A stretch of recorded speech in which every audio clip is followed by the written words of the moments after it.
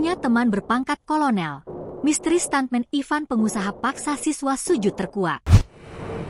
Anggota DPR RI, Ahmad Sahroni, berhasil berbincang empat mata dengan Ivan Sugianto. Nama terakhir disebut di atas merupakan pengusaha yang viral memaksa seorang siswa sujud di kakinya. Ivan kini sudah ditetapkan sebagai tersangka dan ditahan. Ahmad lantas mengunggah momen dirinya berbincang dengan Ivan ke Instagram.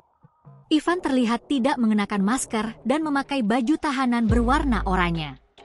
Ini adalah momen perdana wajah Ivan tanpa masker tersebar ke publik.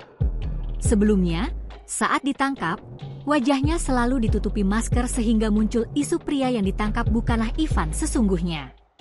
Apakah seiring viralnya kasus ini, terkuak bahwa Ivan memiliki hubungan erat dengan sejumlah anggota Polri dan TNI.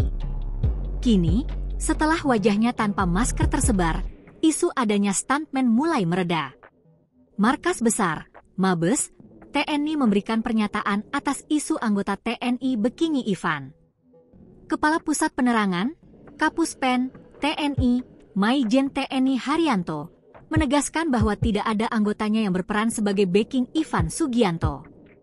Hanya teman biasa, enggak ada hubungan bisnis apalagi backing, ujar Haryanto dalam keterangannya pada Sabtu, 16 November 2024. Haryanto menambahkan, pamen TNI tersebut telah bersahabat dengan Ivan sejak lama.